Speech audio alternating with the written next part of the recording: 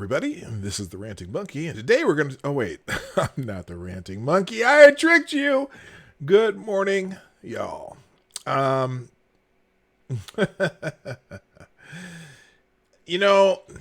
Yesterday, when we were looking at Twitter trends, and I made a prediction. Because the number 3 trend yesterday was something to the effect of something like Democrats hate America, right? Or something about the Democrats, and it was negative for the Democrats. And then right below that, it said, I want to say it was like McConnell slush fund, Trump slush fund, something like that. Something negative for the Republicans. And I predicted that perhaps by the end of the show, the hashtag that was not good for the Democrats would disappear. Remember that? Disappear. And then the hashtag that was bad for the Republicans would remain. After the show ended, I went back on Twitter for a couple minutes before I had to run to work. And lo and behold, the Democrats hate America hashtag, poof, disappeared like magic from angels on high. And it was gone.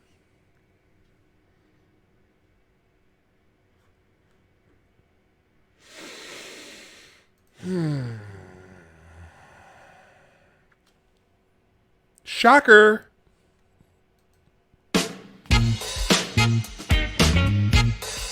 Ladies and gentlemen, coming to you live from the Lucky Dog studio in a hidden location somewhere in the upper Midwest of the United States of America, it's a brother making his own way, but with all the wrong opinions. Welcome to the Morning Night Live with your host, yours truly, PDawg Night. And stop the music. Good effing morning, my peeps. Welcome to the 292nd edition of the Morning Night Live on this wonderful March 24th, 2020. And yes,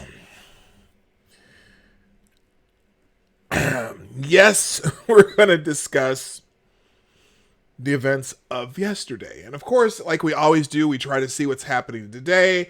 I try to give you the news as it happens. Sometimes there's breaking news during the show. Sometimes it's stuff that I saw this morning. But I kind of want to talk about the events of yesterday because it just, what's a good word for this? Boils my blood to see how this shit show went down. And yes, there may be some additional swearing today. There may be a rant if the mood suits me. But that's just how it is today. So, before I get into it, let me just say good morning to everybody. So it's not to get it out of the way, to genuinely welcome you here to the show. And I assure you, I am very happy that you come and watch and listen and enjoy yourselves in the chat and all that stuff. So, first in the lineup today on the chat is Grillin' Pirate Pete. Thank you, sir, who gave me a couple Florida man stories, and I also I saw a few stories in my email. Yeah, I saw you, Gun Fox. Anyway, good morning, Richo. My friend from Down Under. Good morning, Zero the Hero. Hello, Texas Red. Tyler F. Ryan himself. Nice to see you dropping in. Good morning to Chi-Town J. J Wolf. That's two different people. Chi-Town J and J Wolf. Good morning to Advocatus Diaboli, the Devil's Advocate. Good morning. Gunfox61. Yes, I saw my email. And you did blow it up. That's a good thing. I don't know how much I'm going to get to, but we're going to try. Good morning to Maniac Man and D.I. Freighter. Good morning, my friend. Cynical Lindsay. Hello. W.R. Costin. That looks like... I think I've gotten everybody who's... Oh, good morning, John Connor. And MC. Hammer time. Because it's hammer time. All right. Let's get into it. Hey, out of curiosity, MC, I got a question. Is that ever going to get old? Because it won't for me. I can't help it. All right, let's see. Oh, later, Gunfox. Thank you. Thanks for dropping in. I'm sorry that you have to go to work now, but hey, actually, I'm very happy that you have to go to work now. That means you're still working. Like a very few of us. I know a lot of people are shut down for different things. Good morning, Jim Beam, also, and Maddie. Who's on the media tab today. Hello, good to see you. All right, let's get into this because honestly, I just don't get it. I just don't get it. So you know that the Democrats and Republicans in the Senate, in their committees, 5 different committees, we're working on this coronavirus stimulus package, which, you know me, I'm not even a fan of it. Okay? Yes, there are people hurting. I don't think the government needs to bail out everybody when things like this happen. But it is an extraordinary event. And so I kind of get it. Okay, I don't know that we need to just throw money at everybody in the country. Because whatever. But if they're going to do it and they negotiate it right up until Saturday when they're going to have a cloture vote so they could vote on it. The committees were bipartisan. First, the Republicans put together a bill. Then they brought it into the Senate committees. The Democrats and the Republicans were on the bill.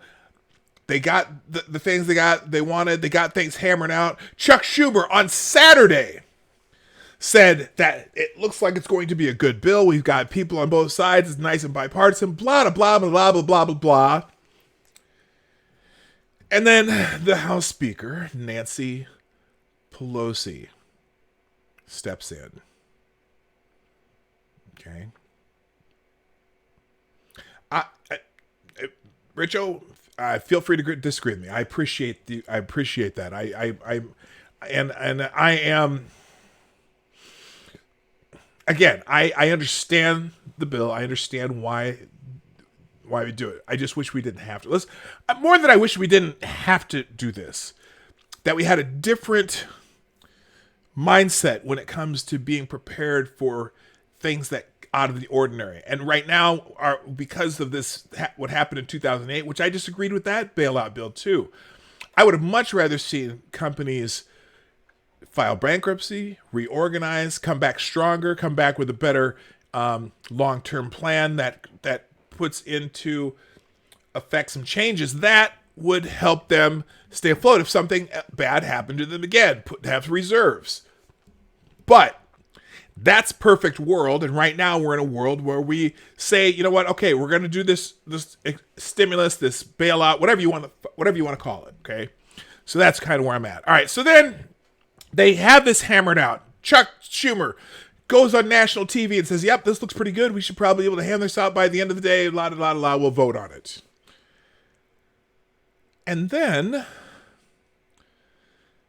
Nancy Pelosi steps in and calls Chuck Schumer and says, I'm pulling a Cenk Uygur here, where I just imagine a conversation they're having as though it's factual. But please let me make this clear that this is the reenactment that plays in my head as I think about what happened. This is not the actual words they use, but here's what I'm thinking.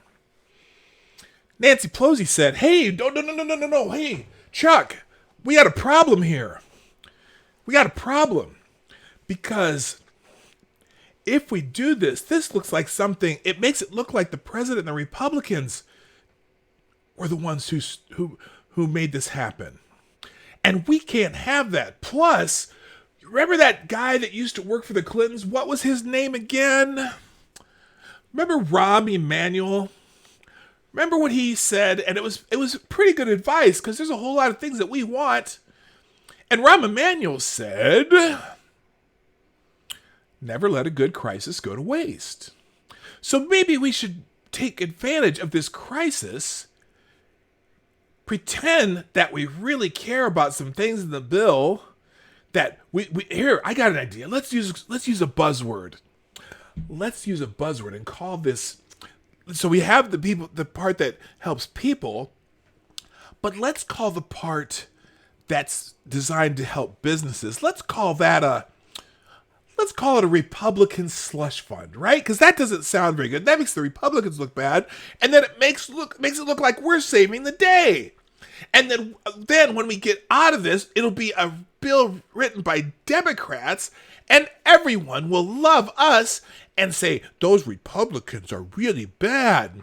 And Chuck said back to her, well, Nancy, I think you might be right, because the people of New York and the American people need to make sure that Democrats are the ones who get the credit. So I agree, Nancy. Let's go in and we're going to talk to all the Democrats in the Senate and get them to start calling it a Republican slush fund, and we'll kill this bill for now. And then when you rewrite it, we're going to come and support the new bill, because we know it will be better if it's written by Democrats, and then Democrats will get the credit.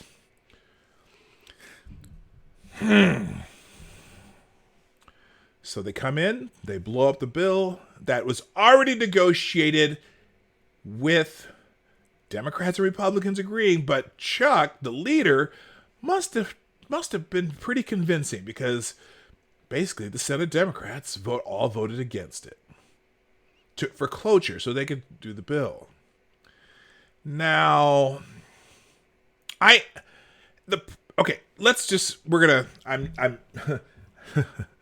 oh, by the way, story's done. So here is what Nancy Pelosi came up with yesterday, after this thing just completely and utterly fell apart. Here's Nancy Pelosi's statement. Speaker Nancy Pelosi released this statement ahead of unveiling of the unveiling of House Democrats' third coronavirus response bill, the Take Responsibility for Workers and Families Act. The Senate Republicans' bill, as presented, put corporations first, not workers and families.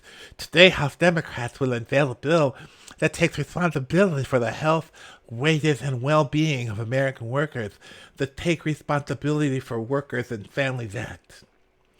Democrats take responsibility for our workers and small businesses. Our bill requires that any corporation that takes taxpayer dollars must protect workers' wages and benefits, not CEO pay, stock buybacks, or layoffs. It gives our small businesses fast relief with grants and loans to tide them through the crisis. And it strengthens unemployment insurance so that it can replace the average wages of our workers who are losing their jobs and hours. Now, first of all, the other bill already did that. Just FYI. Now, the one problem that they did have with that bill, and they didn't necessarily earmark specific monies for hospitals, or somehow these people negotiated all this shit and didn't put the extra money for hospitals in the bill. But they could have done another bill for that or whatever. But the funny thing is they already earmarked $8.5 billion for that. See, they forgot that they already did that part. Okay, and they certainly could add to that later. But anyway, for doctors, nurses, and healthcare workers and first responders, it gives hospitals and other health institutions the desperately needed funds to provide treatment and care for all those who are sick, and ensure that they have personal protective equipment. And to protect healthcare workers, in the first responders. It protects our healthcare workers by requiring the administration to enforce our stronger occupational and health administration protections. At the same time, it calls for the president to invoke the Defense Production Act immediately. Now, here's the thing about invoking the Defense Production Act immediately. While he has already invoked the Defense Production Act, okay, they haven't had to use it so far because companies already volunteered to either increase productions in plants that already were tooled for whatever they were manufacturing that related to this, or some companies already volunteered to retool to be able to produce items that are related to this. Okay? So that he made that very clear at a press conference. Many companies have already come forward, already done this, doing what would effectively happen for the Defense Production Act. That's why, for example, 3M was sending out 1.5 million masks to 3 different states where they needed them the most. Why they've ramped their production up to 100 million masks a month. Why General Motors has already taken part of their plants to make more respirators. Why the companies that make respirators are already up their production to create more respirators. All this stuff that and a bunch of different companies have already done this. That's why he hasn't had to actually apply the act, even though he's already invoked it, saying that if he needs to use it, he will. For our families to give direct payments. Then direct payments for family. Here's the other. Oh, this one. Now, there's a couple that are. This. I'll just read it. I'm going to read it in my own voice because it's really hard to talk like my dentures are falling out all the time. Sorry. For our families, it gives direct payments to America's families, already in the other bill, in a robust way, and strengthens child tax credits and earned income tax credit. Oh, now that's interesting. That's interesting. What does that mean? I strengthened the earned income tax credit. It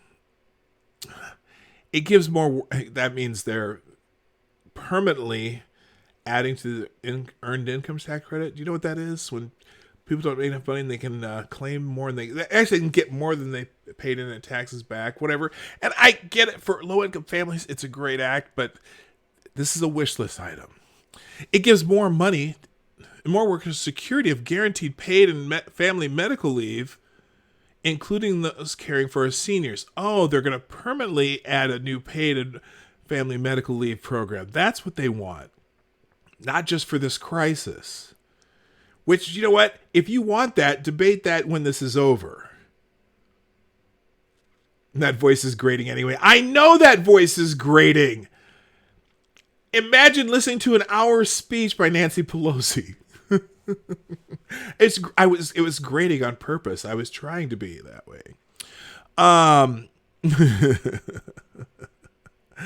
And then it makes coronavirus treatment free for the patient. Why?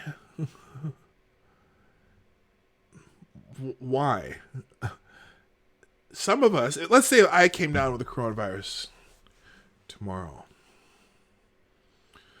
My health insurance would pay for it. Now, granted, some people don't have health insurance like mine, and so I don't mind if they subsidize people who need to be subsidized. But what drives me insane is when they subsidize people who don't need to be subsidized. Oh, so let's say, let's take, for example, Nancy Pelosi. If Donald Trump Jr. comes down with the coronavirus tomorrow, Does this mean the government's going to pay for it for him?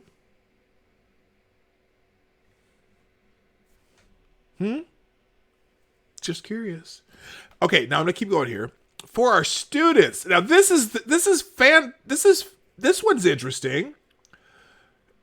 For our students, pumps nearly $40 billion into schools and universities, with $30 billion directly provided to states to help them stabilize their funding for schools, and nearly $10 billion to help alleviate the harm caused by coronavirus on higher education institutions, while providing them the added flexibility to continue operating during the crisis. Say what? What does that have to do? What? Aren't these institutions funded by tuition and grants and whatever the things they already get? What? Now, granted, I'm sure that a lot of big name sports schools are losing some revenue from their sports programs for this, but what the hell? What? Then also, listen to this. The legislation also helps current borrowers with their student debt burden and GI Bill benefits. What the actual F does that have to do with the coronavirus crisis? Now, I understand President Trump has already said that he's going to he's asking them to suspend payments on student loans during the crisis. This is them trying.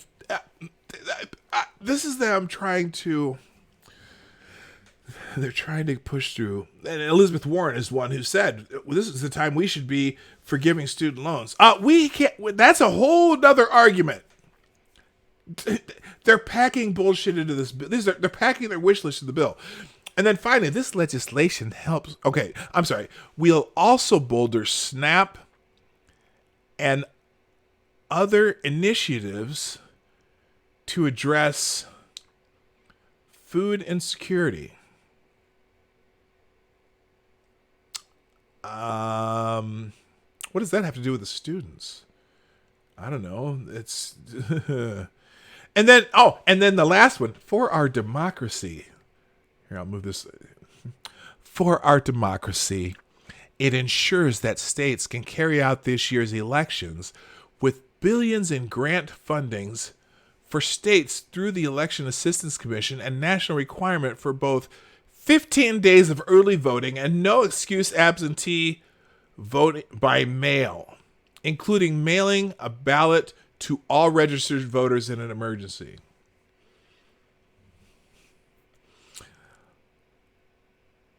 Really? Are states asking for that? What does that mean? What are you talking about? Okay, if that becomes an issue come November, okay, maybe bring it up in August. What the actual hell does that have to do with the current coronavirus crisis and helping America work? That you stopped this help that could have started going out for that? You crazy.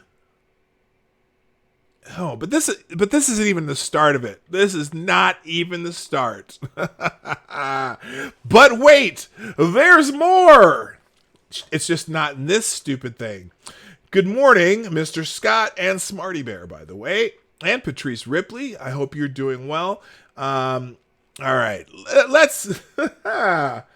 Shall we continue? So here's the real reason why this is happening, okay? Democrats' rescue bill plan. This is a tremendous opportunity to restructure things to fit our vision. according to James Clyburn. On a Thursday conference call featuring more than 200 members of the House Democratic Caucus, lawmakers one by one laid out a sweeping wish list of provisions they want to see included in the nascent package. Nancy Pelosi didn't just swoop in out of nowhere to kill the bipartisan Senate bill. It was part of the plan since at least last Thursday. So they've been planning this shit since last Thursday. Fan-fucking-tastic. I told you I might throw a few swear words out today. It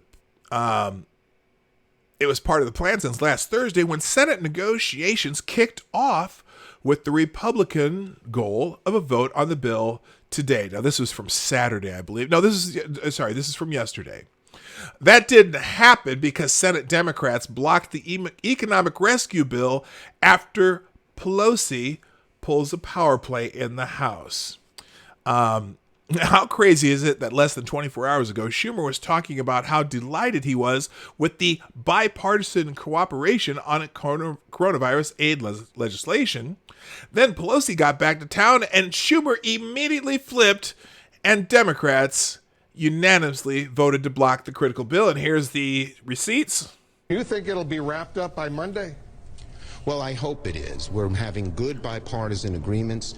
The initial bill Leader McConnell put in didn't have any Democratic input, and we were worried they would just try to put it on the floor and not consult Speaker Pelosi because the House still has to pass this. But actually, to my delight and surprise, there has been a great deal of bipartisan cooperation thus far. Yeah, even the president was speaking very positively about you, and that doesn't happen very often. Even Speaker Pelosi as well. Yeah, so that was Saturday when he said that. Saturday morning, and then by Saturday afternoon, everything changed. By the way, I just realized something.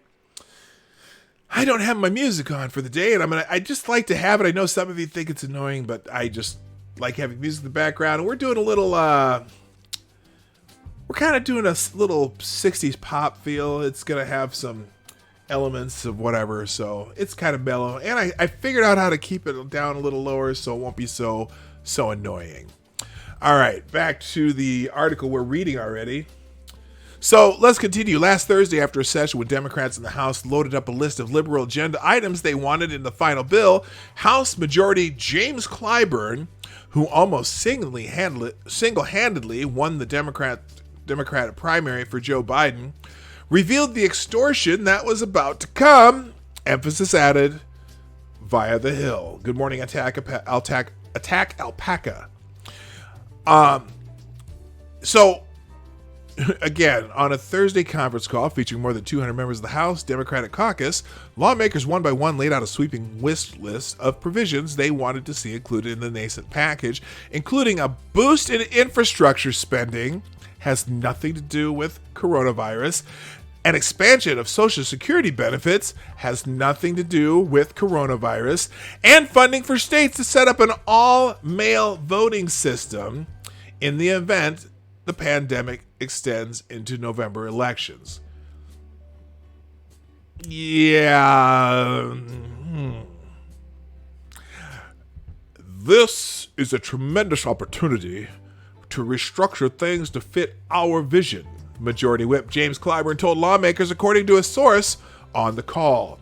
None of what is happening is a mistake or spontaneous. By the way, Clyburn is also the person who recently compared Trump to Hitler. Warns U.S. could very well go the way of Germany in the 1930s. Anyway, so here's an update. Via senior GOP aide, Schumer Pelosi now pushing these demands amid pandemic-fueled economic collapse. Number one, unprecedented collective bargaining powers for unions has nothing to do with coronavirus. Increased fuel emission standards for airlines has nothing to do with coronavirus. An expansion of wind and solar tax credits has nothing to do with coronavirus. Via a senior GOP aide, sources write, not only are these completely unrelated to the coronavirus epidemic, they could prevent companies from participating in the loan programs altogether, directly causing unnecessary layoffs. Yes. Ryan himself, all male voting system, as in repealing the 19th Amendment? No.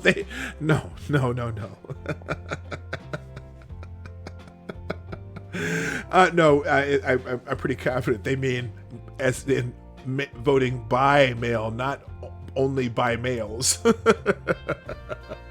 Oh my gosh, that's fucking hilarious. Okay, so, okay, I can turn it down. My speakers there. That's hilarious. Okay, so let's continue on this path. So now let's really get into some of these special interest goodies, because the Breitbart article has quite a few more that you're going to have a good time with here, hopefully. Nancy Pelosi proposes 1,400-page coronavirus bill stuffed with special interest goodies. Let's find out what some of those are. Yeah, shall we?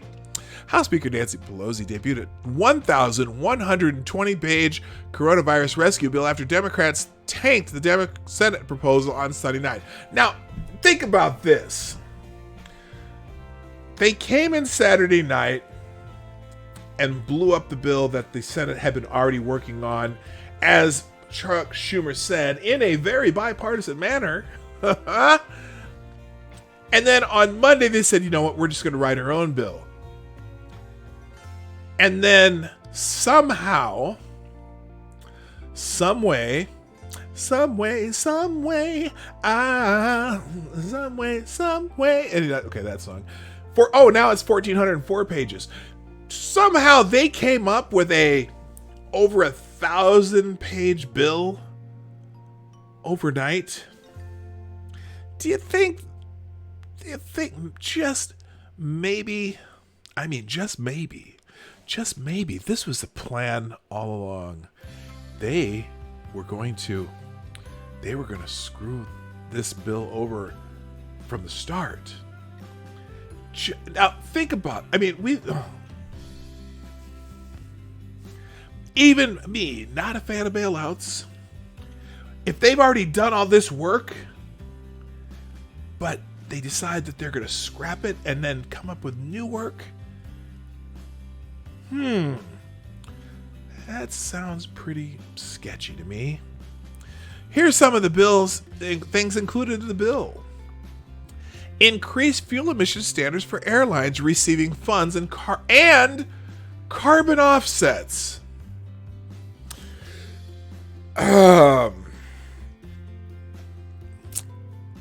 In general, not later than 90 days after the enactment of this act, the administrator of the Federal Aviation Administration shall require each carrier receiving assistance under Section 101 to fully offset the annual carbon emissions of such air carriers or domestic of such air carriers for domestic flights beginning in 2025. In general, the administrator of the Federal Aviation Administration shall require each air carrier receiving assistance under Section 101 to make and achieve a binding commitment to reduce the greenhouse gas emissions attributable to the domestic flight of each air carrier in every calendar year, beginning with 2021, on a path consistent with a 25% reduction in the aviation sector's emissions from 2005 levels by 2035, and a 50% reduction in the sector's emissions from 2005 by 2050, applying the standards recommended, practice, and guidance agreed to by the United States pursuant to the European Union Emissions Trading Scheme Prohibition Act of 2011. Bitch, please. I need a bitch please one too. Like, remember that? What was that on Saturday Night Live? They had it was on Weekend Update, and they had the person on there that whatever the topic of the day, her only response would be, bitch please. Number 2, payment for up to $10,000 in student loans. Again, Minimum student loan relief as a result of the COVID-19 national emergency. No later than 270 days after the last day of COVID-19 emergency period, secretaries concerned shall jointly carry out a program under which a qualified borrower with respect to the covered loans and private education loans of such qualified borrower shall receive in accordance with paragraph 3 an amount equal to or lesser of the following: the total amount of each covered loans in each private education loan of the borrower, or $10,000. So we're just going to give every student in America $10,000 because of the coronavirus. Number 3, same-day voter registration, early voting, voting by mail, ballot harvesting. Ballot harvesting. You know what ballot harvesting is? Do you know what that is? If any of you are in California, you know what ballot harvesting is. So what they do in California, okay, and this is how the California entire congressional delegation got flipped to Democrat. So what ballot harvesting is they do ballots by mail, and then they make it legal to have people go out and collect ballots from people at their door.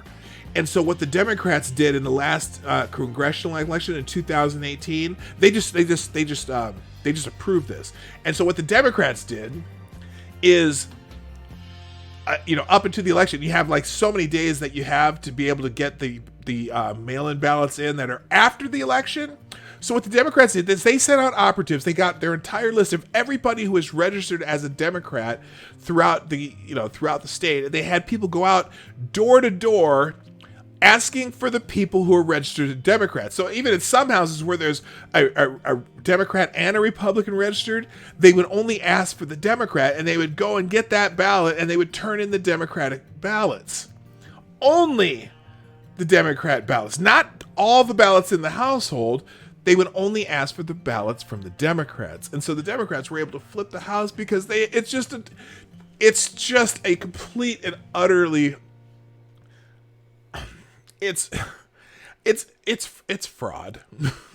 They're not collecting all the ballots. They collect the ballots they want. Now, granted, the Republicans could have done the same thing, but still, it's ripe for fraud.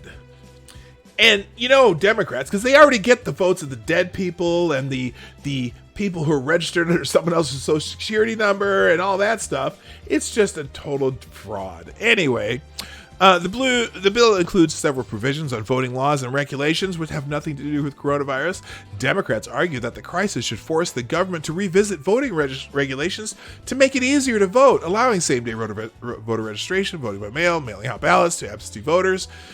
Other voting fraud watchdogs raise flags about ballot harvesting and grants for conducting risk-limiting audits of elections results same-day registration. I'm not going to read the bill there, but that's that. I mean, look at how much of this is about, again, coronavirus. Oh, we're going to throw in some voting fraud provisions. The fourth one here, preserving collective bargaining powers for unions.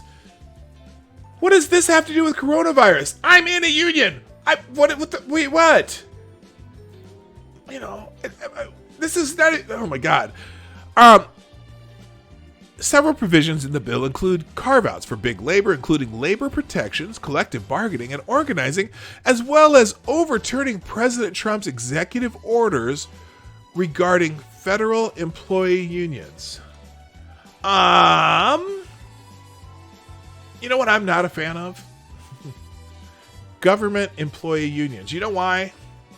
Not that government workers shouldn't have protections and be able to get fair wages, yada, yada, yada, and health benefits.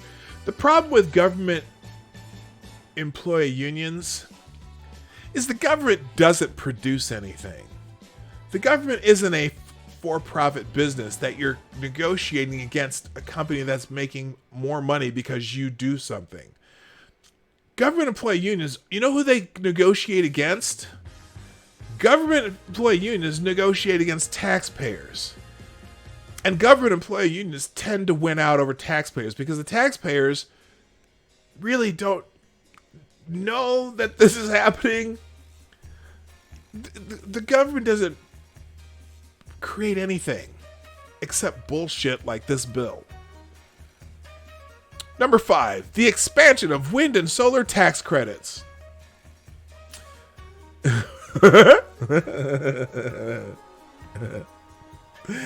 Senate Majority Leader Mitch McConnell and other lawmakers specifically called out Democrats for trying to negotiate the expansion of wind and solar tax credits in the bill. Good. He should have, because it shouldn't be in this bill. You want a wind and solar tax credit bill? How about, hey, coming up with a bill that is specifically for wind and solar tax credits? It's you know what? What they want is they want Trump to veto this, which it's not going to pass the Senate anyway. This way, is the way they have it, and then they'll blame it. Oh, Republicans are one who stalled this. Wait a minute, we already had a bipartisan bill. Shut the fuck. I don't think.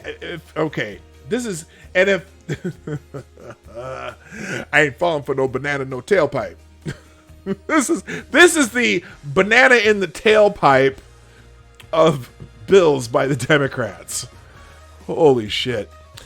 Number 6, requirement for federal and corporate gender and racial diversity data.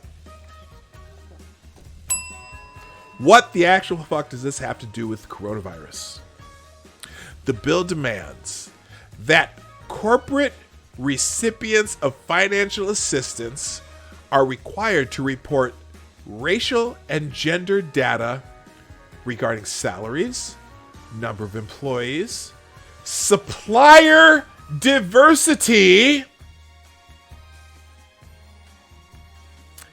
and membership on corporate boards. It also requires federal agencies to use businesses and financial institutions owned by minorities or women.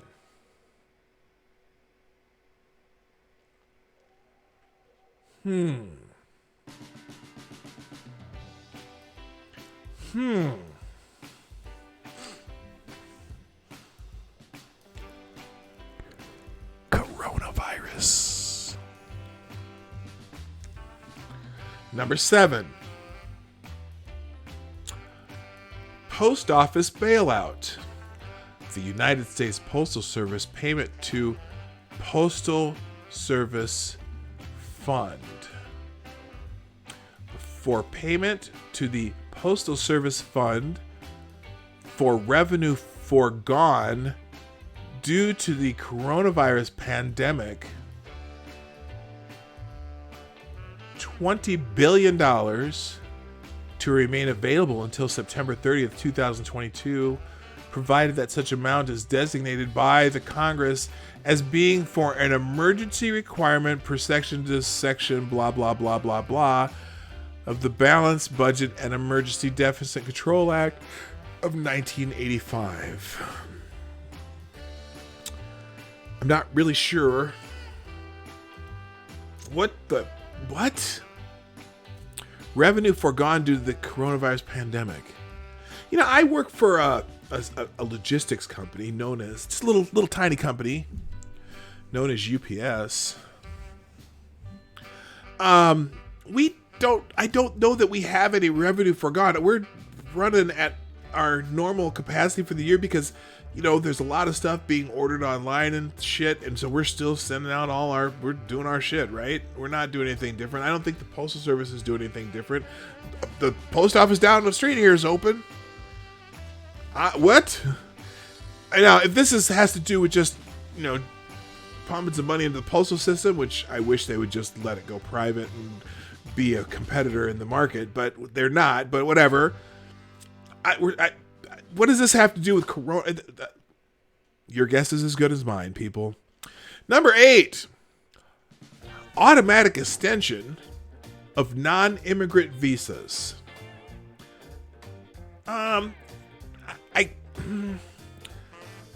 This one,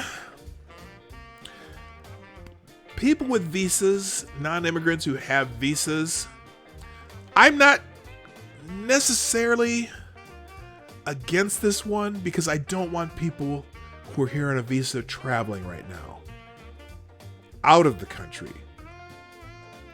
But I also don't want people with visas that are expired to travel into the country. So if it's, I haven't read this yet, so let me just go through this and see what's going on here. Representative Paul Goes flagged a provision regarding the automatic extension of non-immigrant visas, notwithstanding any other provision of law with respect to any alien whose non-immigrant status under Section 244 of the Immigration and Nationality Act, or employment authorization has expired within the 30 days preceding the date of the enactment of this act, or will expire not later than 1 year after such date, the Secretary of Homeland Security shall automatically extend such status or work authorization for the same period as the alien's prior work status or work authorization. I'm not really sure about that one. Fine. I don't. If someone's here on a visa, if they're here on a visa, not if they're not here on the visa, but if they're here on the visa already. Probably a good idea maybe not to have them leaving the country at this time. I could see extending it for enough time to everyone to get their shit together. But that's all. Automatically? Now, if they want to apply for renewals, obviously it may be tricky to apply for a renewal right now. So I'm not 100% against this. But I don't know what this really means. There's got to be something in there that's effed up. Good morning, Prospero. How you doing? Yeah, and for 1 year, not for 1 year. Just, I can see everyone's visas extended for 90 days, subject to another bill. That'd be fine. I don't care. That'd be fine to me. Because everyone's got to get their shit together, and also other countries got to get their shit together before I would send anyone back to anywhere. So I'm fine with that, but hey, let's be serious. Hello, Straight Sith Mail, by the way. Number 9, and here's the last one. Restricting colleges from providing information about citizenship status. Only information requested. The official 2020 decennial census of population form may be provided to the Bureau of the Census pursuant to this section. No institution of higher education may provide any information to the Bureau on the immigration or citizenship status of any individual. What the ever-loving hell does that have to do with the coronavirus? And then number 10, money for Planned Parenthood. Get the fuck out of here. I ain't falling for no banana, no tailpipe. The Hill reported the Democrats want the bill to prop up Planned Parenthood, just another reason why bipartisan efforts have failed to reach a consensus. And the legislation's below. I'll link you to this article if you really want to read 1,100 pages or 1,400 pages, whatever the hell this is. There you go. Links in the chat. Holy shit balls, Batman. So anyway, and again, this is Rahm Emanuel is probably the architect of this particular strategy, and he happens to have reprised his "Never let a crisis go to waste" catchphrase amid the coronavirus pandemic. Rahm Emanuel repeated his "Never let a crisis go to waste" catchphrase while discussing the coronavirus pandemic. The former Obama advisor reprised the quote when he used during the 2008 financial crisis while speaking to ABC's This Week on Sunday. Never let a good crisis go to waste, said Emanuel. Start planning for the future. This has to be the last pandemic that creates an economic depression. We're going to have more pandemics, but this has to be the last economic depression. A coronavirus stimulus package has failed to move forward after Democrats blocked the $2 million. We already know that. Here's Senator Cruz slamming the Democrats. Let's just listen to Senator Cruz. Sometimes he's just really, really good. So we'll try this. If it plays. Sometime today. Upgrade to the original. Oh, we got a commercial first. All right. Keep your old number. Here we go. Famed quote from Rahm Emanuel, President Obama's chief of staff: "Never let a good crisis go to waste." Sadly, we're seeing the embodiment of that cynical approach right now. Because all the people out of jobs the Democrats are using to push, what are they pushing for? changing the emission standards on airplanes. Mr. President, what the hell do the emission standards on airplanes have to do with thousands of people dying and millions of people out of work in the coronavirus epidemic? Don't treat this bill like a partisan Christmas list. And by the way, you know, Republicans, we've got things we would like to advance too. Things I believe in deeply. You want to talk about what I'd like to do? I'd like to abolish the IRS. I've campaigned on that all over the country. I'm going to continue fighting for that. But, Mr. President, I'm not standing here with an amendment saying, as part of this emergency relief, let's abolish the IRS. There's a place for that political and policy discussion. This ain't it. Democrats are pushing wind and solar tax credits. Mr. President, what in the hell does a windmill have to do with this crisis? Well, Senator Cruz, a windmill, if it's spinning fast enough and there gets some coronavirus stuck in it, it might spread some coronavirus on you. And then the windmill, we'd have to have a tax credit for when the windmill gets sued. Other than there's some Democratic lobbyists getting fat and rich, and they're willing to extort a crisis to try to advance their political agenda. Mandates on corporate board diversity. So these are Democrats that want to social engineer. Now listen, I actually have a lot of problems with corporate boards. I think we have far too many corporate boards that are docile and do what management wants. That's a serious problem. A lot of discussion about stock buybacks. I'll tell you what I get concerned about stock buybacks is when you have compensation agreements in place that the executives get rich if they get a short-term boost in share price, and it ends up hurting the shareholders. So I'd love to see actually more vigorous boards of directors that make sure that you're not creating incentives to gain the stock price. That's a reasonable question. But they want to mandate effectively quotas on boards of directors. Mr. President, what in the hell does that have to do with this crisis? The Pelosi wish list wants to restructure the debt for the post office. Mr. President, last I checked, look, our postal workers, they go through wind and rain and snow, but they haven't been laid off.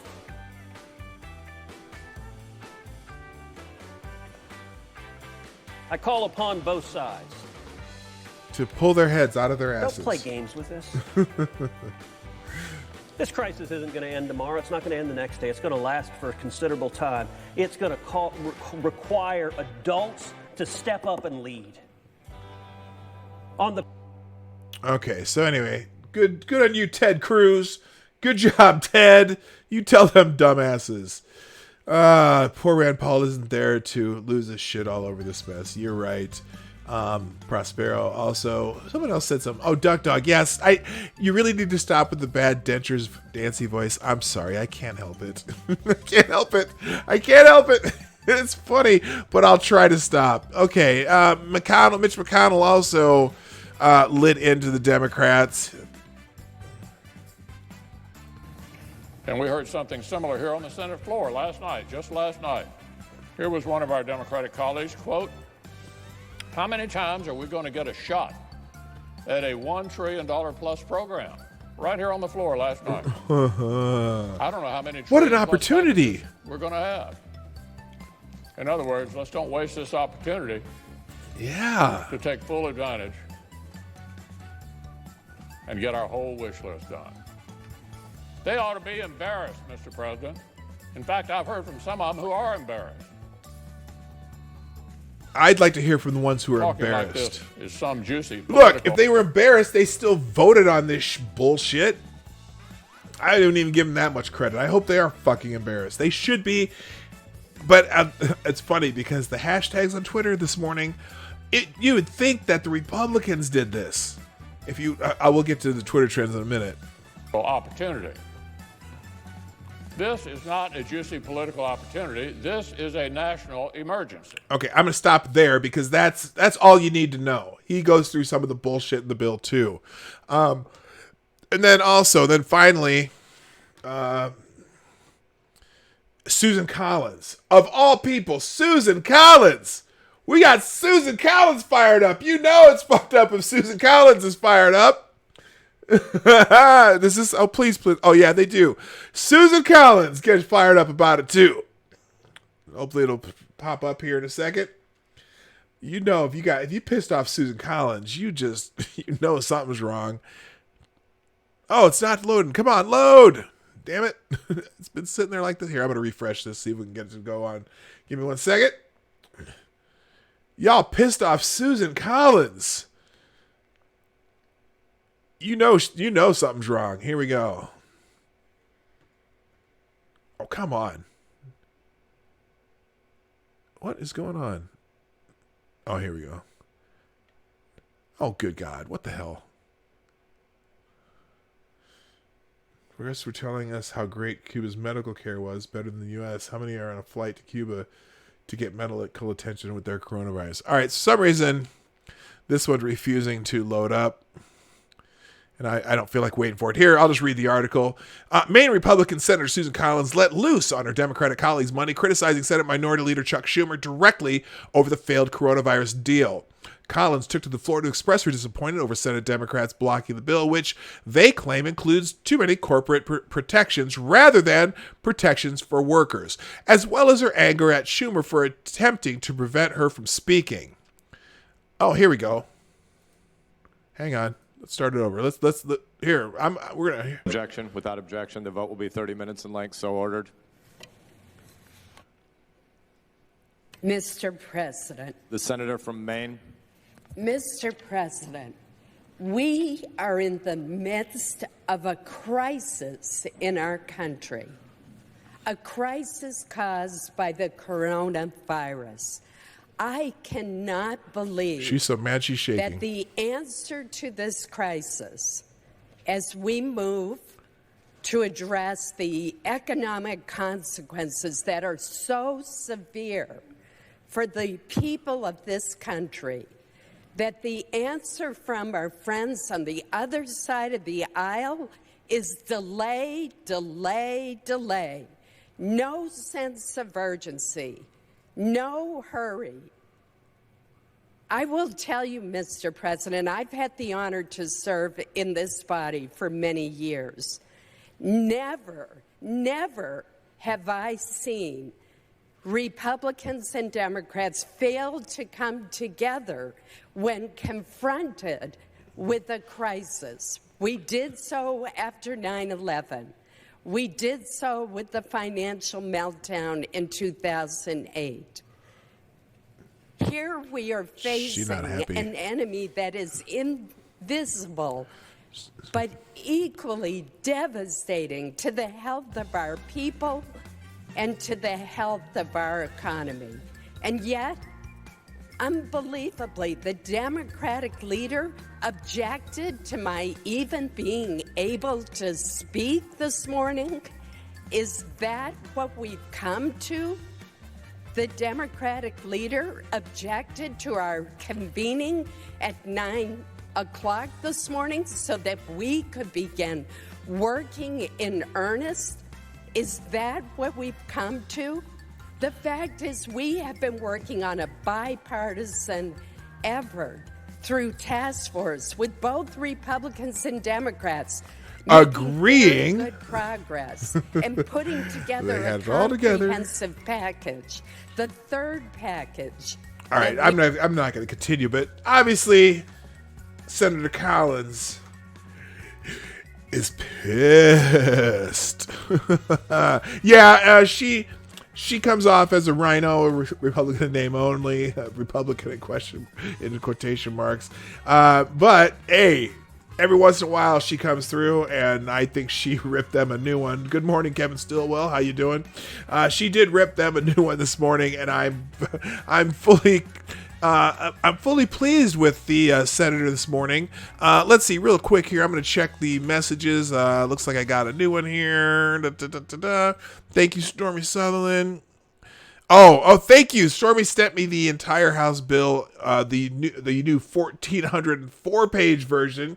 So they've added over 200 pages to it since that other article was written. Holy shit. Hey, Zombie Teddy, what's my brother? So, and let's see, I got another notification here. By the way, thank you to the people. Thank you, folks. Chi-Town J, RVA, Pirate Pete, Stormy Sutherland, Tyler F, and everyone else who's been sharing the stream. By the way, I didn't even give that I didn't even do that show today. You know, the show is brought to you by you guys, and you guys have helped it grow. And I'm very happy that you all have done that. Please, if you think about it, remember to share the stream. Hit the thumbs up button. Do all that stuff that you do. Plus, if you want to do super chats. Now, the super chat thing, I don't want you to, again, I'm going to say this again. I appreciate that when you do it. Don't put yourself in any jeopardy for that, though. Please. While it's a great incentive for me to keep going, it's also, you got to take care of yourself first. So I appreciate the people who still do that. But again, I'm not going to make that a priority at all right now. And then also, if you're not subscribed, hit the bell so that you get notifications, or you can follow me right there, PDawg Night, at PDawg Night on Twitter, Minds, and Gabs, and I do that already. So, and thank you, and you show it the Discord. I've still got to work on that Discord thing. All right, let's get into trends today. Now, it's funny, this morning, again, there was the hashtag Senate Democrats was trending, and people were not happy with Senate Democrats this morning. And for some reason,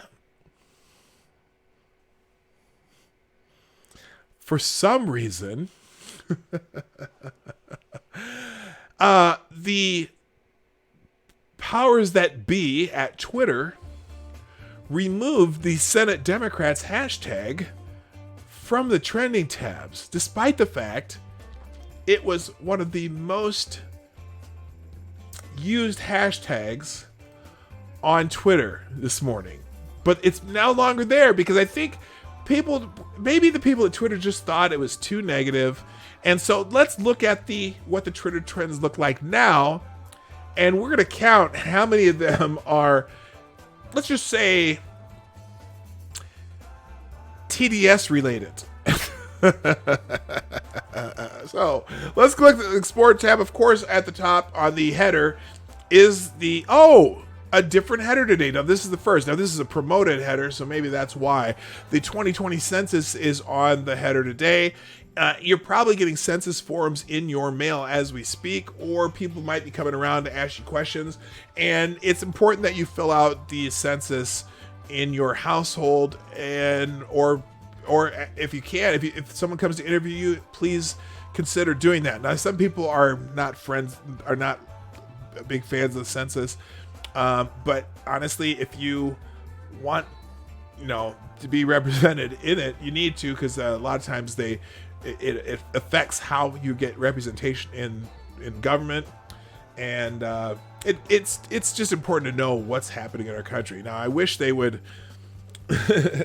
I wish they would talk about your citizenship status in the census, but I know that's a touchy subject. But my birth mother, just retired from working for the census, and there is valuable things that the census does. So anyway, that's what's trending number one. Let's get into the actual hashtags, though. Number one in politics trending, it is the hashtag stay-at-home order.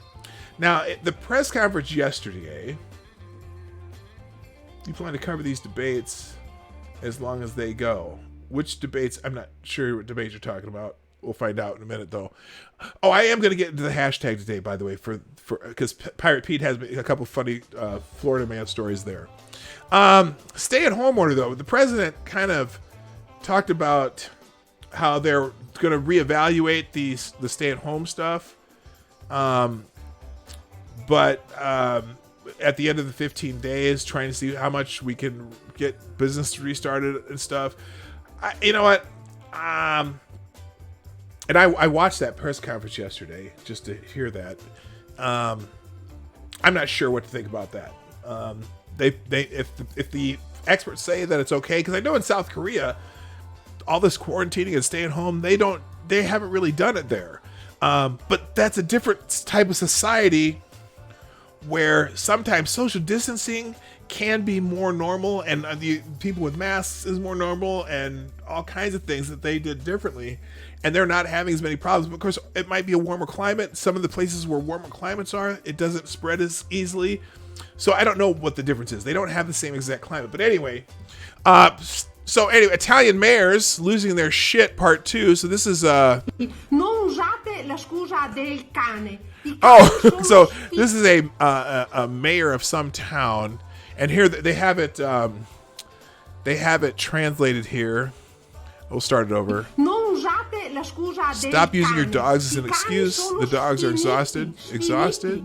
Un'altra cosa che mi ha fatto andare fuori di testa, fuori Something di else testa, that drove me crazy e sono le persone che is di people secretly nascosto going to vanno the dalla hairdresser parrucchiera o and to a beauty dall'estetista. parlor. Bene, allora Great, you will morirete die con with your hair l'estetista combed fatta e con and nicely le waxed. depilate, unghie tutto a posto, però But you will die. How will things be all right if so many people call me asking if they can go jog outside because they are stressed? I've been a runner for 20 years. 20 years, give or take. In this town, there's about 20 runners, if that. If you're all you're all marathon runners, everybody's asking to run. Where do you want to go? If the last time you did any exercise was for a primary school cross-country race. Oh my God, that's hilarious. All right, when the quarantine is done, stay at home order when you run into your friends. That's kind of funny there. Oh. Oh my gosh, that's hilarious.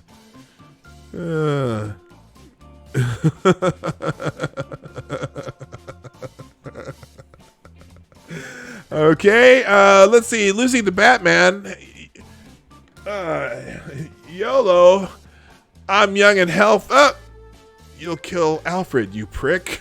It's not all about you. That's funny. Okay, that's a meme right there. That's what's a meme. Well. Look at how many meetings actually can be emails. Oh, but of course, then there's Miss Krasenstein, who had to come in here. Andrew Cuomo. I'm sure there will be political consequences. I had one individual say this state will never elect me again. Frankly, I don't care. I did the right thing and I'm proud of it. Only if only Trump cared as much. Aww. Mr. Krasenstein, you are such a shut the fuck up. All right, moving on. So a lot of people are talking about that. Number 2 on the trending today, not dying for Wall Street. Oh, great. Yeah, people are skeptical of this. This person, I have pre-existing conditions that make me more vulnerable to COVID-19. I have 2 children. I have cool science to do. Not dying for Wall Street. Let's see. Lieutenant Governor Dan Patrick says grandparents would be willing to die to save the economy for their grandchildren. What? What did he? Okay, is this something in fear of is what's happening to this country. And you know, Tucker, no one reached out to me and said, as a senior citizen, are you willing to take a chance on your survival in exchange for keeping the America that all America loves for your children and grandchildren? And if that's the exchange, I'm all in. And that doesn't make me noble or brave or anything like that. I just think there are lots of grandparents out there in this country, like me, I have 6 grandchildren, that what we all care about and what we love more than anything are those children. And I want to, live smart and see through this, but I don't want the whole country to be sacrificed. And that's what I see. I've talked to hundreds of people, Tucker, and just in the last week, and making calls all the time, and everyone says pretty much the same thing, that we can't lose our whole country. We're having an economic collapse. I'm also a small businessman. I understand it, and I talk with business people all the time, Tucker, and my heart is lifted tonight by what I heard the president say, because we can do more than one thing at a time. We can do two things. So, my message is that let's get back to work. Let's get back to living. Let's be smart about it. And those of us who are 70 plus, we'll take care of ourselves, but don't sacrifice the country. Don't do that. Don't ruin this great American you're basically dream. saying that this disease could take your life, but that's not the scariest thing to you. There's something that would be worse than dying. Yeah. Is that what people are? Is that why this is trending? I'm confused. People got to make decisions. I think we need to make sure that this 15-day pause and things that are happening with testing and whatnot are ramped up to the point where we get to be like, say, we're getting to the point where South Korea is, where they're fighting the people who are positive and they're figuring out what to do with them. You know what? Oh boy. I'm not going to deliberately leave ashes and tyrannical rule to my grandkids. Yeah, I get that. Okay. Here's what's the word for this? Conflicted. Okay, moving on. Now this is Miss Krasenstein. I love reading Krasensteins. If Donald Trump is given $500 billion to spend any way he wants without having to tell Americans for 6 months, he'll spend it on, one, his wealthy donors' businesses, red and purple states, his own companies his family owns stocks in, not dying for Wall Street. Yeah, that's not what the $500 billion is for. You know what the $500 billion is? And in fact, in the Democratic bill, it just changes the $500 billion to $150 billion and really doesn't change anything about how it's used. The $500 billion is interest-free loans for businesses that need them, that they would be able to forgive after 10 years of paying them back. That's at least what was in the Senate bill before they decided to stop all this shit. It's not just giving whatever. Now again, the rub on that is that Manchin was going to have control over it and decide where it goes and whatnot. Now, fine. If you need to build an oversight apparatus on where the money goes, I'm fine with that. But remember, just because you give a bunch of money to a bunch of people, as in individuals, you give us cash and we can get by for a couple of months, that ain't going to help if there's no job to go back to when you're done spending the couple thousand that you get in your household. See, there's a reason why if you're going to do this, fucking go large. I just accidentally pulled my headphones out. Go large. But stop putting bullshit in the bill, Democrats. It won't matter if hospitals are overwhelmed. The death rate is not going to be 2.5% if we all go back to work. The death rate in Wuhan was 12% when their hospitals were overwhelmed. Oh my God. No, it was not 12%. It was 12% because that's how many, the only people they had even tested were the ones who they know were sick. Then they're finding out as you test more people, a whole bunch of people had this that never had fucking symptoms or had very mild symptoms and never came back to it. So no, the death rate over this disease has never been 12%, no matter what. It's only a statistical sleight of hand, and so to speak. They didn't know how many people had it. And every time, the more people they test, notice how the more people they test and the more people they find who have it, how the death rate seems to go down. That's because some people are asymptomatic. You fucking dimwit. I gotta stop swearing. Dear Trump and GOP, we are not dying for Wall Street. Lived with chronic illness and pain for 13 years, 10 surgeries, survived cancer to live with lupus. I advocated in DC for 32 times for healthcare due to your sabotage. We will never give up even though you want us dead. No, we don't want you dead. That's the point. If you have those issues, then we want you to take care of yourself. We're not requiring you to go back into the subway tunnel in a subway packed with people. If you have those issues, then obviously you need to do things to make sure that you are safe. And also it depends on where you are.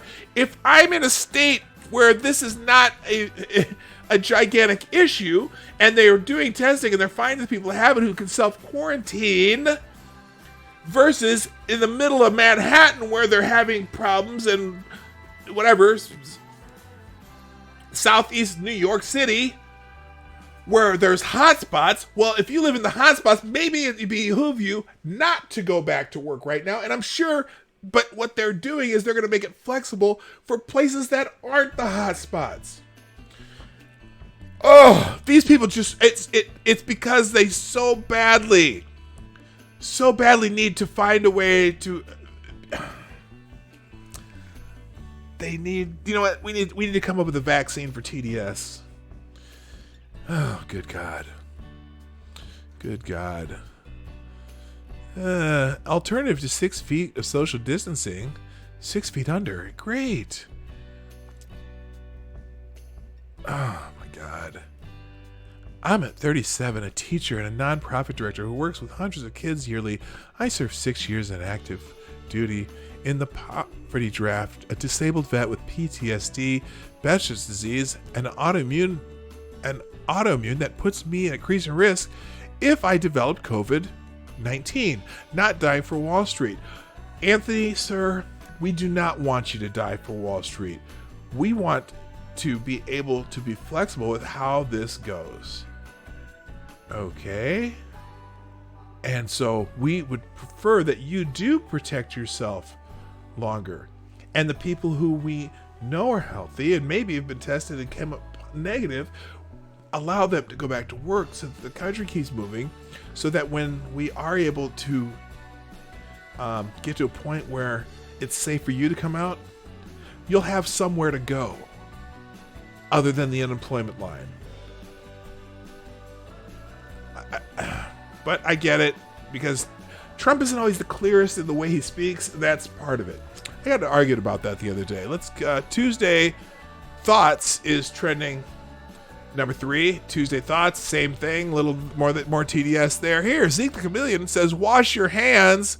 Oh, look at Zeke the Chameleon there washing his hands. Isn't that special? Tom Hall, Joy and Freedom, with some dolphins there, doing some, damn, that's a lot of dolphins. All right, moving on. Any other good Tuesday thoughts? Let's see. Retweet widely, help people be safe. I will stay at home. There's another virus coming around too. Hantavirus, lockdown now. Tuesday thoughts, Rwanda, 3 Kenyans. Social distancing, your choice. 6 feet apart or 6 feet under. All right. Tuesday Thoughts is the perfect time to go find yourself. At 17 or even 32, nobody is worth stressing over. Like, move on, leave people behind, go find yourself. The world is yours. Life goes on. Oh, and here's a Tuesday Thought. Okay. Trump wants to kill Americans so his numbers will be better. Doing so should be an impeachable offense. Trump predicts this is going to be bad, but vows to reopen America. CNN Politics. Apparently the people at CNN Politics really didn't listen carefully to what the president said. Yesterday I heard chatter about Trump debt jubilee. Makes sense. Give out the money, crash the Fed, then restructure with the gold standard. Start a golden age, 85% Trump approval. Who knows? I don't know what the strategy is. My guess, again, all during that press conference, he said over and over, look, we would love to reopen the country, and it's a possibility. It may come sooner. It may come later. We're going to talk with the team of experts, doctors, epidemiologists, whatever, his team, and then we'll make the decisions. But he'd like to open the country back up when we can. But his team's going to have a great influence on that. And so, but people need to everyone needs to run around with their heads cut off. Please don't screenshot and alter my picture, then repost it. I like me the way I am. Busty Rusty. Hang on. We're going to I just want to make sure that this is safe for work. Okay, it's safe for work. Everyone say hi to Rusty. There you go. There's Rusty, who wants to say, do not alter the screenshot of her shirt, of her. So thank you, Rusty, for sharing the beautiful photo of your loveliness. And she's not even doing the hashtag ho thing. Again, when was the last time we saw a hashtag ho? I think Twitter's been cracking down. All right, moving on. Hello, Mike Savage. All right. Now, this hantavirus is the new one now. And apparently, oh, wait a minute. I'm going to go back here. Oh, shoot. Now it did that. Okay. The hantavirus is not new, and it does not spread from person to person. Okay? The death of a man from China's Yunnan province who tested positive for the hantavirus has sparked concern amidst those already reeling from the deadly COVID-19 outbreak. However, the CDC says the virus is not new and that cases of person-to-person transmission are extremely rare. What is hantavirus? Hantavirus are a family of viruses spread mainly by rodents that can cause varied disease syndromes in people worldwide. Each hantavirus serotype has a specific rodent host species and is spread to people via aerosol virus that is shed in urine, feces, and saliva, and less frequently by a bite from an infected host. So this man that died from hantavirus has everyone panicking because we already have one, and just one in the entire world. Actually, there's been 3 deaths from hantavirus that they are talking about. But no, it's not going to be a pandemic of hantavirus of people getting breathed on by rodents. Moving on. But let's see what's in the hashtag though, because that'll be interesting to see what people are saying. Coronavirus when it sees hantavirus trending. Look at me. I'm the virus here. Oh, if you love humanity, then please stop forwarding any fake message about hantavirus to avoid panic. When we've already have enough fight with coronavirus, hantavirus spreads only from an infected animal's urine, feces, or saliva. So good. People need to knock that shit down right now. Just kiss my ass with that. Coronavirus lockdowns trending. I'm going to go ahead. Okay, let's see. Shruti Seth is happy to be home amid coronavirus lockdown. Mental hood actor. I don't give a shit about. Oh my God. I don't care about any actors, celebrities, or whatever that have coronavirus at all. I'm done with them. Kennedy Center's trending. I would normally hesitate to tweet this because it would make me seem naive, but we're living in extraordinary times. We need a 2-page bill that says how much every American is getting and when. Fuck means testing. Fuck Kennedy Center funding. People are literally hungry to. Oh my God! Listen to this. Okay. There's things that people are finding in the bill. Okay, here's one of them. Democrats believe coronavirus can be cured by providing $35 million in funding to the John F. Kennedy Performing Arts Center. This is in the bill for coronavirus. This is in the bill for coronavirus. John F. Kennedy Center for the Performing Arts, Operations and Maintenance.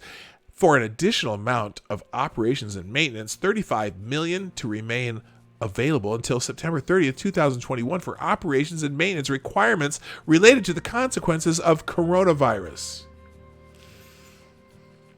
Provided that notwithstanding provisions of the blah, blah, blah, blah, funds provided in this act shall be made available to cover operating expenses required to ensure the continued continuity of the John F. Kennedy Center for Performing Arts and its affiliates, including for employee compensation and benefits, grants, contracts, payments, rents for liabilities, fees for artists and performers, information technology, and other administrative. Fuck off!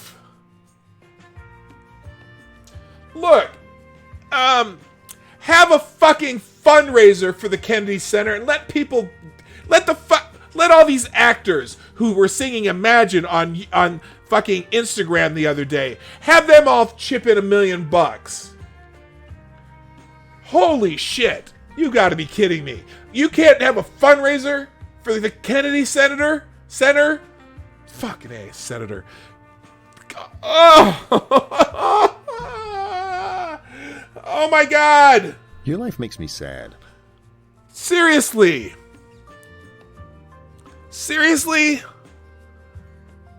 Jesus Christ. Green New Deal mandates on airlines, $15 minimum wage, $35 million for Kennedy Center, required same-day voter registration. Dems could pass this bill in normal times. So what are they doing? Never let a good crisis go to waste. Holy shit. Stores are considering refusing to take returns on toilet paper and hand sanitizer when everyone's rent comes due on the 1st yet. Oh my God.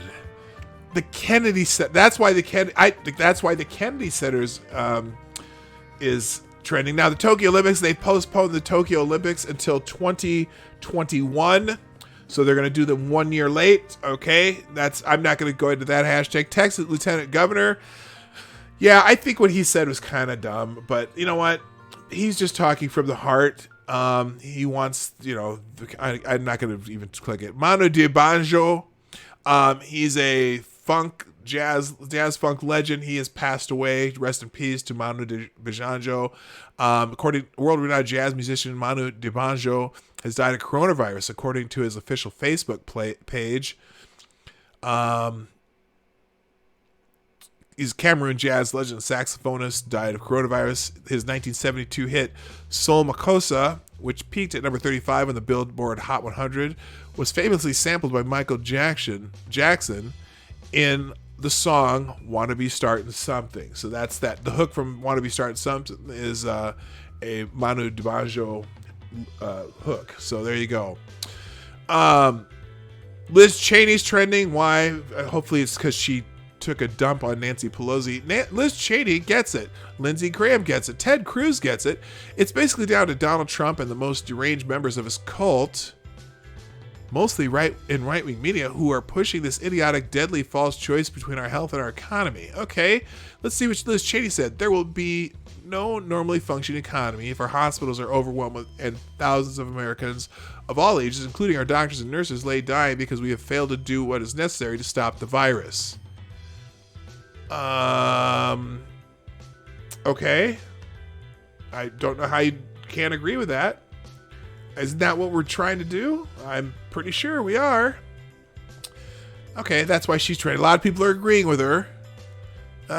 Republican Representative Liz Cheney seemingly pushing back on the idea of easing guidelines that President Trump was discussing as a possibility yesterday, only after consulting with the experts. And if they can't do it now, they're trying to determine when they can ease the guidelines. They didn't say that he was going to ease the guidelines. He said they were going to discuss it in their special select committee. But I'm not disagreeing with Liz Cheney. I'm not disagreeing with the president. They need to discuss how long they're going to have to do this. And if the experts say they need to keep doing it, then we keep doing it. Fine. Maybe I missed something. I got to go back and watch that press conference again. Harris County's trending. Harris County is, I believe, in New York City. Urgent.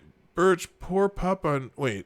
Harris County Animal Shelter. I don't know what that... Houston. Oh, I see. Houston and Harris County expected to issue stay-at-home order to fight COVID-19 spread. So it's hitting Houston now. So there you go. They issued a stay-at-home order there. Moving on. Fish tank cleaner. Something about man dies. What? Public service notice. Do not ingest fish tank cleaner under any circumstances, or any grade of gasoline for that matter, and avoid media pundits from now on who push this gross and dangerous distortion. Some advice for the woman in Arizona who, along with her husband, took chloroquine phosphate because real Donald Trump said on TV it was a cure and was safe. Hold on a minute.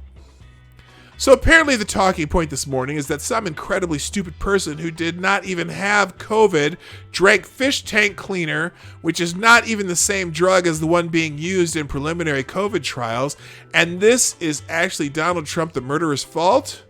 Okay, so she drank aquarium cleaner. A man thought aquarium cleaner, with the same name as the antiviral drug chloroquine, would prevent. Oh my God! So they're blaming. Chloroquine shows great clinical promise for COVID-19. That does not mean you should drink fish tank cleaner and blame it on President Trump. You absolute morons. Her husband's dead. She's in the ICU after ingesting chloroquine. No. We saw Trump on TV, every channel, and all of his buddies that this was safe, she said. Trump kept saying it was basically pretty much a cure. She implored Van Hilliard, educate the people. She drank fish tank cleaner!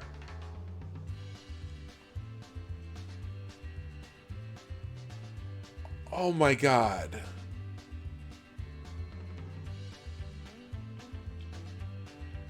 That's like taking preventative measures against anemia by eating nails. Yellow journalism like this can stall cures for CV. The party of science is all in on not knowing the difference between a prescription medication and a fish tank cleaner is the most 2020 thing ever. The press and Debs have pumped America so full of fear an elderly couple drank fish tank cleaner because they thought it contained the malaria drug now being used to treat COVID-19. Damning indictment of irresponsible reporting from NBC News. All the other fake news haters who will publish anything because of their TDS know the president did not make anyone ingest fish tank cleaner. And look at this. Here's what NBC News says. Arizona man dies after ingesting chloroquine in an attempt to prevent coronavirus. There are no drugs approved to try to prevent or treat the new coronavirus. Self-medicating to prevent the coronavirus can be dangerous and possibly deadly.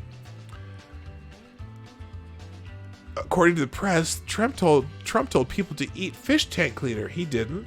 Trump disbanded White House pandemic office. He didn't. Trump defunded CDC. He didn't. Trump called COVID-19 a hoax. He didn't. Trump's China travel ban is racist. It's not. That's Liz Wheeler from whatever that network is. Holy fuck. They ingested... And then NPR says it too.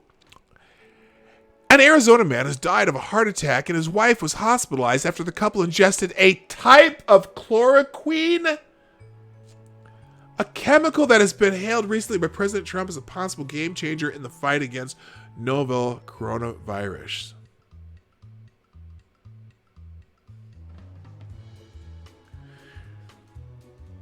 Okay, chloroquine and zithromycin are prescription drugs prescribed by doctors. Do you know that if you take, by the way, the other day I was talking about how 2 grams of chloroquine can kill you? Yeah, because that's more than twice the recommended dose for any other current use of chloroquine. Did you know that if you take twice the amount of insulin as prescribed for your diabetes, it can kill you? You motherfuckers are so... if someone's so stupid that they're going to eat some fish tank cleaner, I would call that social Darwinism. What is it called? That's Darwin Award worthy. Absolutely. Holy fuck. Holy fuck. Welcome to the Darwin Awards. Liberty University is trending. I don't know why. Probably because Liberty University will reopen this week. Jerry Falwell inviting students to return and ordering faculty to come back to work. Okay, that's stupid. That's stupid. That is stupid. That's why. Jesus Christ. You know what? I have a problem with Jerry Falwell Jr. I think sometimes he just, I don't know. Wait until, oh my God. That's like the spring breakers on the beach. The government no one said that it's time to go back yet, Jerry. Sorry, Jerry. Good fucking Lord.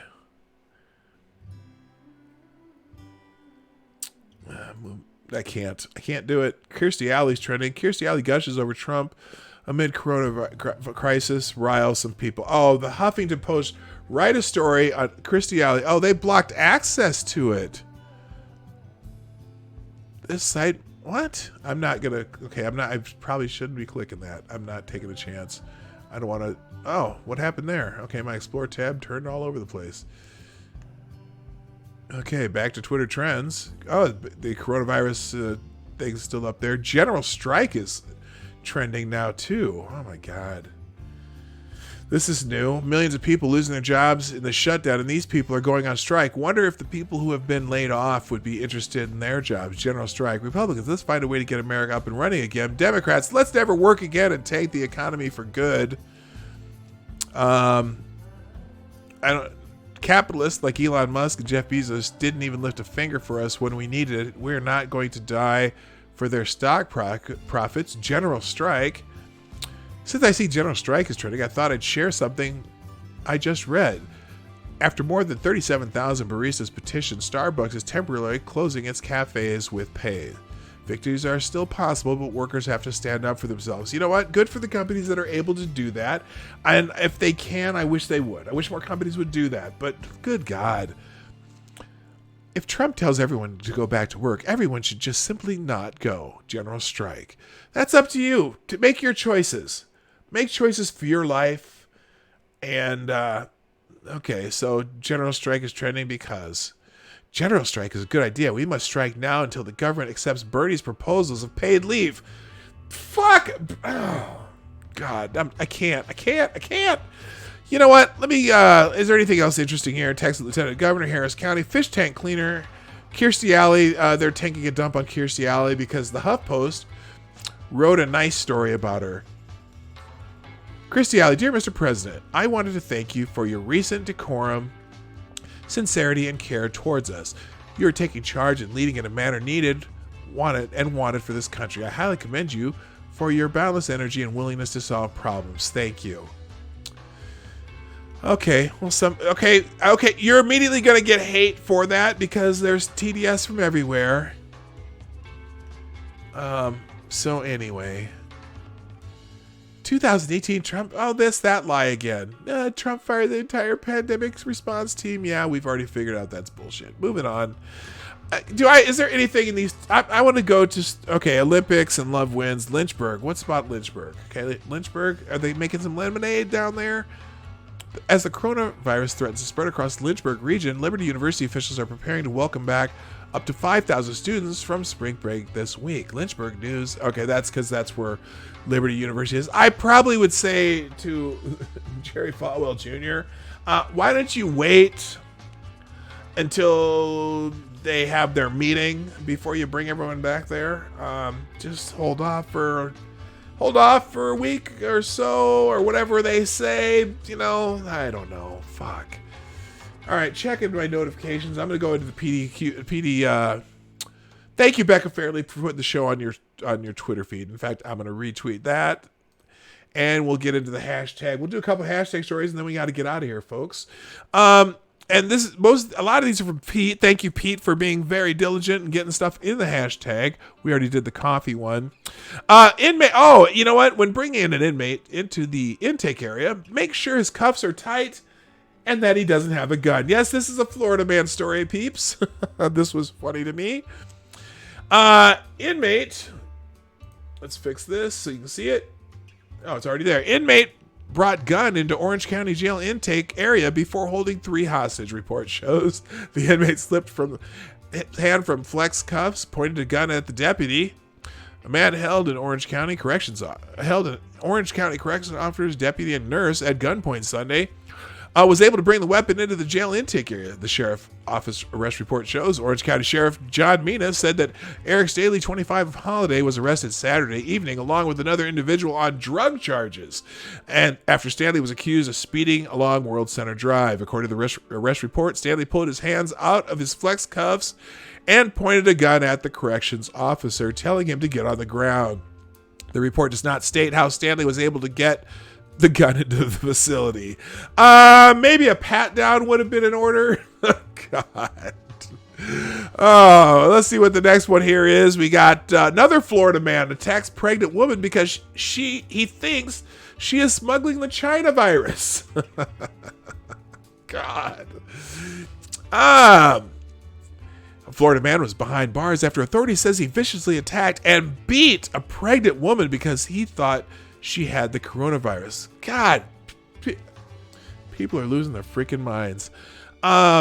According to an arrest report obtained by People.com, Cape Coral Police Department were called to an apartment complex after witnesses reported hearing screams for help. The victim was allegedly beaten by Newell because he thought she had coronavirus, the report claims. Newell was reportedly seen straddling the woman who was 6 months pregnant with his hands around her neck. When police ordered him to stop, Newell refused and continued to beat her, police reported.